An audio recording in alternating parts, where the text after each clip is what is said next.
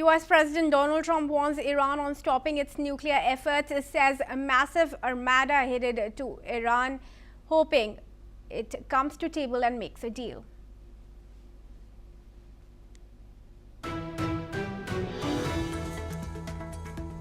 UN warns of widespread misery for Palestinians as it urges Israel to fully open the Rafah crossing. This as Israeli airstrike artillery shelling continue to pound Gaza.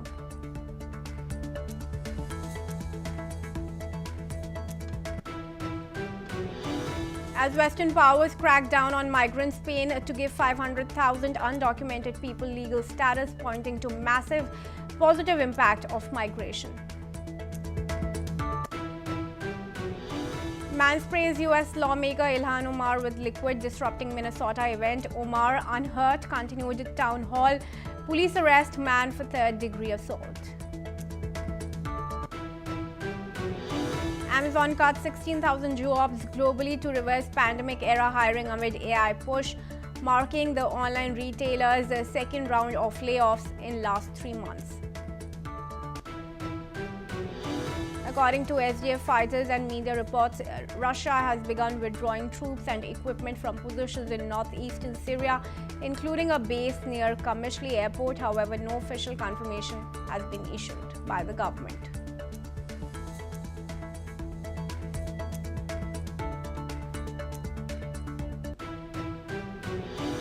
According to Syrian media reports, President Trump held a lengthy phone call with Syrian President Ahmed al-Shara, and they reiterated the importance of diplomacy amid heightened tension with Iran.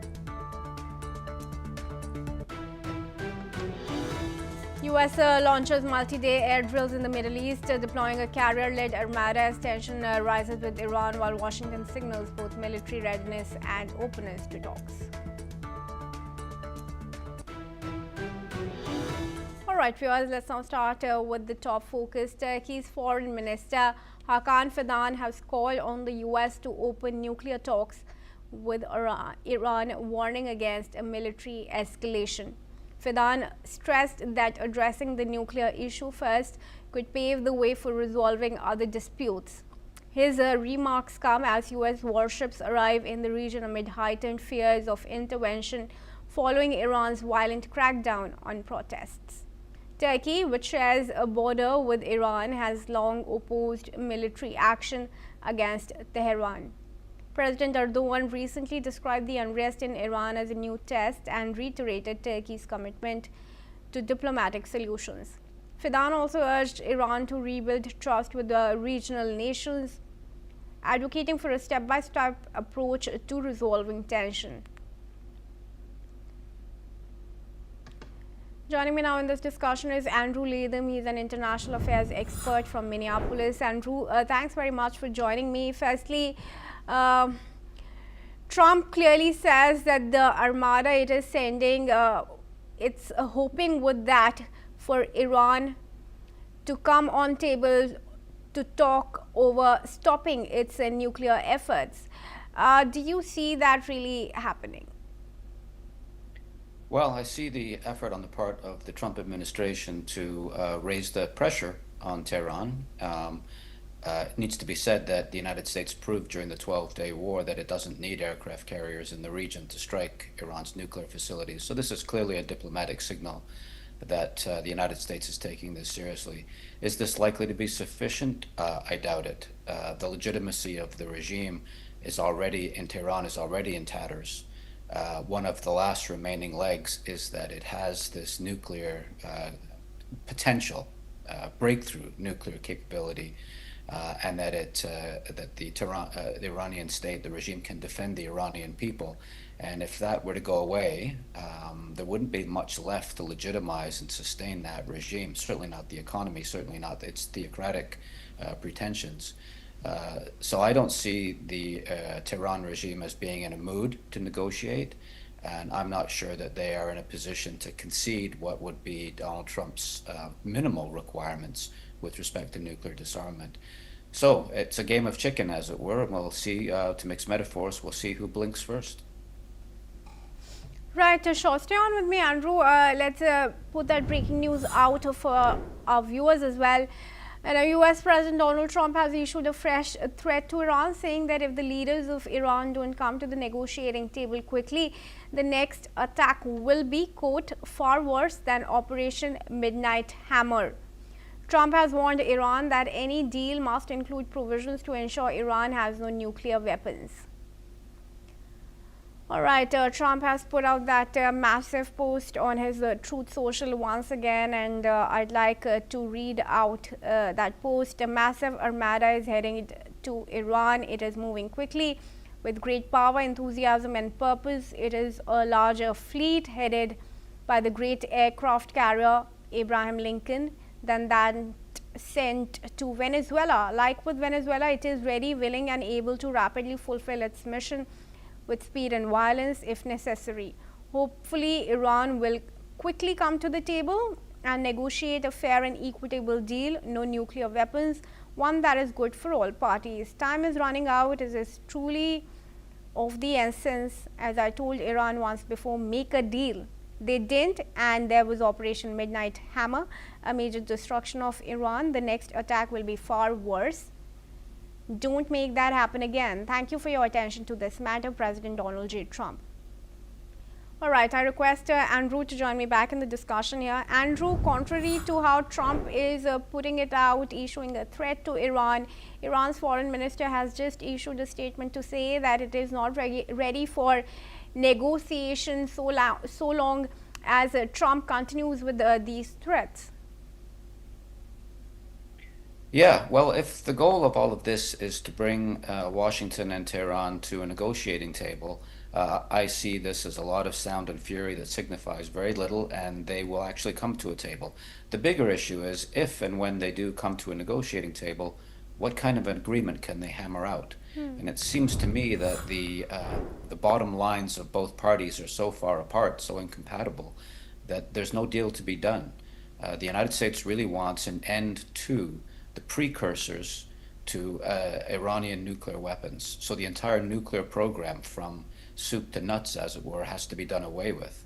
And there's simply no way that the Iranian regime can agree to that. It can agree not to weaponize, but to maintain the capability to weaponize pretty quickly. That's its objective. And so those are incompatible with Trump's objectives and goals and America's objectives and goals. So even if they get to the table, I don't see, it's certainly not going to be a JCPOA 2.0, the deal that the Obama regime, government, negotiated with Tehran back during the Obama years. That's not going to happen. This will be much more limited. And even then, it's unclear to me what common ground they have that they could both agree to, other than a kind of meaningless declaration that we're all committed to peace in the region, et cetera, et cetera. I just don't see, A, where this goes, B, what the USS Abraham Lincoln and its battle group could possibly accomplish, and see where this is all going to end up at the end of the day, which is why, by the way, Turkey is concerned, because it has interests in the region too. Instability is bad for the Turkish economy, it's bad for refugees and asylum seekers, and it also gets in the way of Turkey's claim to be a regional great power that can help negotiate these kinds of things. So the Turks are a player too in all of this, which is why we hear them signaling that their preference is negotiations rather than conflict. All right, Andrew, thanks for your assessment of the situation for our viewers there, but I request you to stay on as we move on. Viewers, let's now move to Ukraine. Now, diplomatic tensions between Kyiv and Budapest have escalated as both nations exchanged accusations of election interference ahead of Hungary's parliamentary vote on April 12. Hungary's Prime Minister Viktor Orban and Foreign Minister Peter Szijjártó have accused Ukraine of a coordinated effort to influence the election in favor of the opposition Tisza party. Hungary summoned the Ukrainian ambassador to formally protest perceived threats and intervention by Zelensky at the Davos conference. Meanwhile, Ukrainian Foreign Minister Andriy Sybiha previously criticized Budapest for serving Russian interests and blocking Ukraine's European Union accession. Kyiv maintains that its membership is vital for European security, while Orban has framed the election as a choice between peace or war. regarding support for Ukraine. All right, I request Andrew to join us back. And Andrew, how do you see these rising tensions between Hungary and Kyiv now?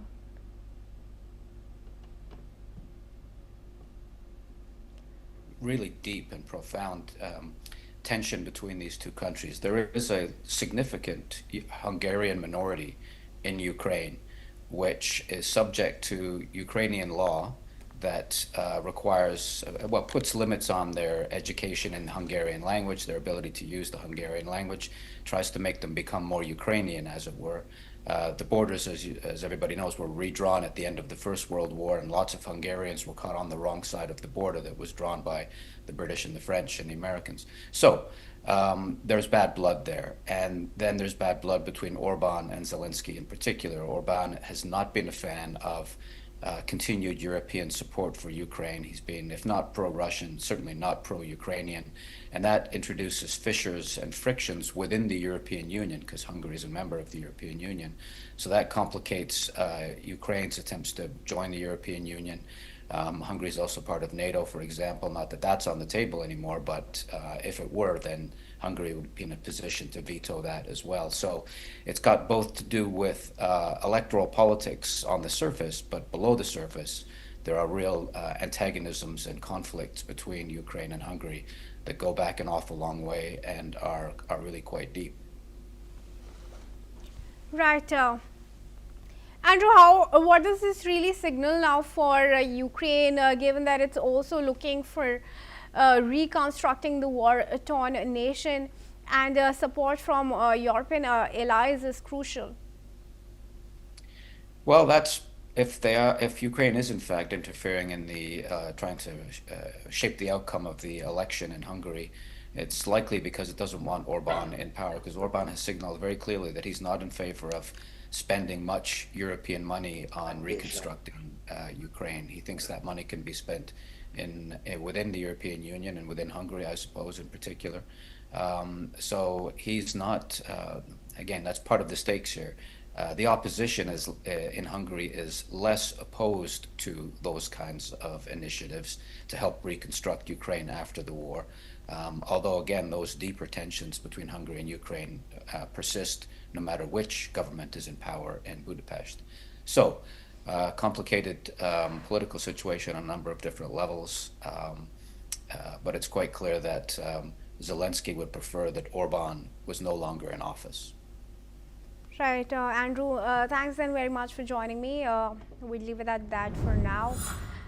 And now moving on, viewers, grieving relatives and onlookers have gathered as Israel prepared to bury Iran Julie, the last hostage returned from Gaza. Dozens lined the roads waving Israeli flags as a convoy carrying his body left Camp Shura, heading to his hometown of Mitar. Julie was a 24-year-old police officer. He was killed during Hamas's October 7 attack after racing to the scene despite being on medical leave. Hamas took his body to Gaza, where it remained until Israeli forces recovered his remains this week. Prime Minister Benjamin Netanyahu is expected to speak at the funeral, calling the return of all hostages a completed sacred mission. The moment marks the end of a painful national chapter that began with the deadliest attack in Israel's history. Let's listen into what some people there had to say. Came to say goodbye to Rani and to hug the Gwili family. We are a family of the hostages, Eitan Mo, Tal Shoam and Itai Chen. And we are here only for a goodbye. The Gwili family is a good friend of us, and Rani is a hero. Rani was injured before the war, before October 7, and Rani, although he was injured, he came and fighted and killed more than 14 terrorists until he died. So we're here to say goodbye and to stand with the family, the Gwili family. All right, right, we're now going to move on to cover some news from South Sudan, where government has warned that the advance of rebel forces in Jonglei state could threaten to reignite the country's civil war. According to the United Nations, clashes between government forces and fighters loyal to the Sudan People's Liberation Army in opposition, or SPLO-IO, have escalated to a scale not seen since 2017. The government has said that its forces have successfully repelled the rebel advance in Jonglei, and it is now carrying out a security operation in northern part of the state that is aimed at stopping the fighting and protecting civilians. Moreover, the government of South Sudan has called on SPLA-IO to immediately halt hostilities, stressing that any actions undermining the 2018 peace agreement would pose a serious threat to the country's stability and peace progress. Now let's hear from Information Minister Ateni Vek, who addressed the situation recently in a press briefing in Juba. The ongoing security operation in northern Jonglei state is a lawful and necessary measure aimed at halting the advance of rebel forces, restoring public order, and safeguarding civilians. The operation is not directed against innocent civilians, but rather against the arms element threatening peace and stability in the country. In this regard, the government calls upon SPLM, SPLA in the opposition to immediately cease hostilities and strictly adhere to both the letter and spirit of the RRCs. Any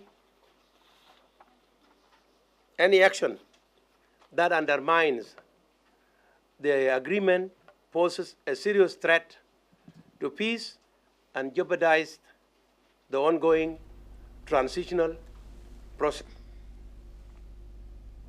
Meanwhile, the United Nations has raised concerns about the impact of the fighting, with at least 180,000 people already displaced in Jonglei state. The UN has also warned that escalating hate speech is fueling ethnic tension, potentially drawing local communities into the conflict. I now welcome Ayanuga Olangbenga Paul in this discussion. He's a public affairs analyst, joins us from Lagos in Nigeria. Thanks very much, Mr. Paul, for joining me once again. Really, how do you see the peace deal coming forward, if at all, in South Sudan?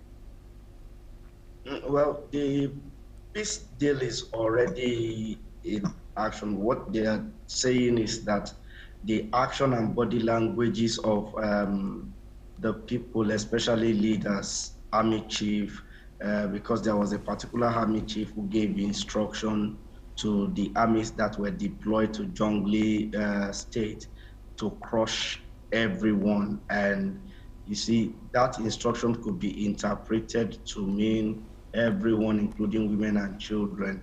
And that is why the information minister had come out to clearly say, no, whatever is trending in that video does not speak to, it does not translate to a direct order, and there is no intention to target civilians and women and children in the ongoing conflict. Because let's not forget that this conflict is triggered by the arrest of the vice president, or is it the vice prime minister, Riek Machar, on allegations of treason and other offenses that he was alleged to have committed.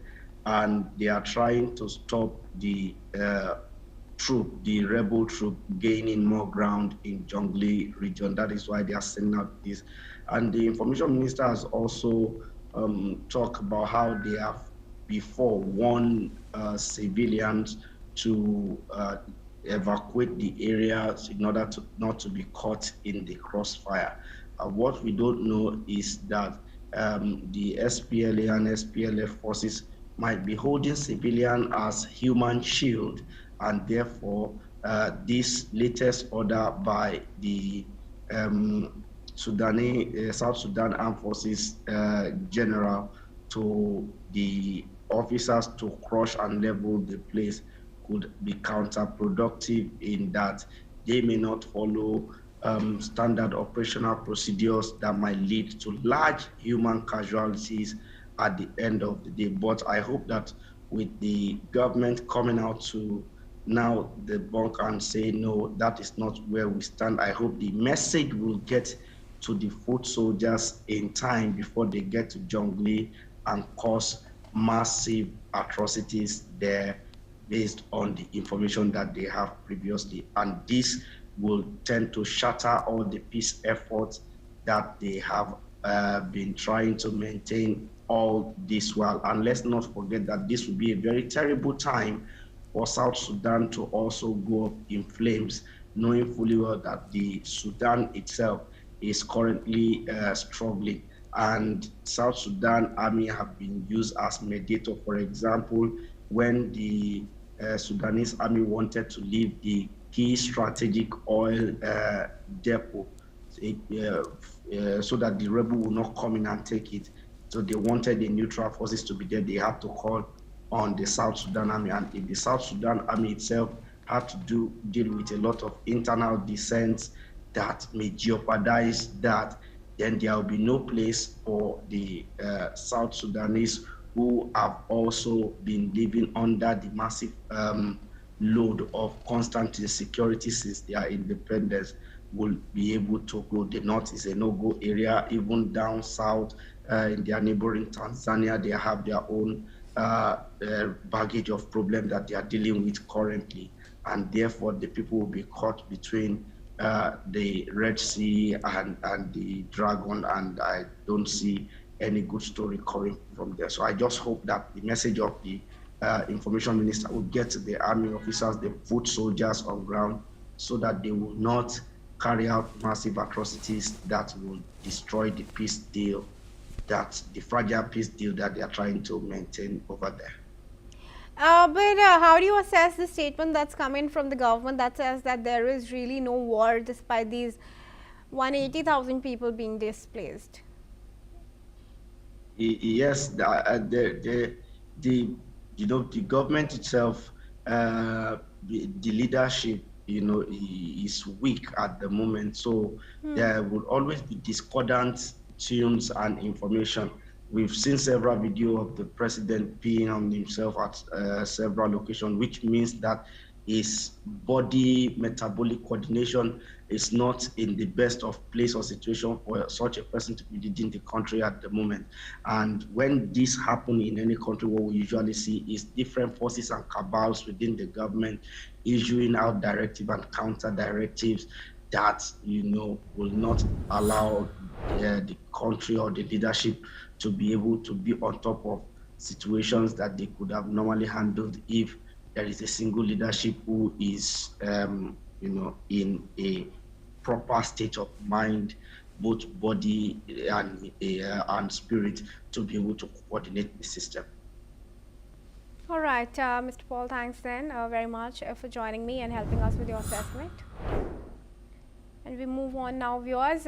Britain has called on Google to revise its search services to provide more choice for businesses and consumers. The proposal has been issued by the Competition and Markets Authority, would allow publishers to opt out of having their content used in AI overviews or train standalone AI models. The CMA also suggested changes to ensure the fairness and transparency of search result rankings and make it easier for users to select alternative search engines. Sarah Cardell, the CMA chief executive, described the consultation as a crucial milestone in the digital markets competition regime. The consultation will close on February 25. In response, Google acknowledged the growing role of AI in how people search and the benefits of AI overviews in discovering new content. While it stated that it offers publishers controls over their content, the company is exploring updates that would allow sites to opt out of AI features. And with that piece of tech news, we wrap up with this edition of the World Report on NewsX World. Stay tuned for all international news and updates.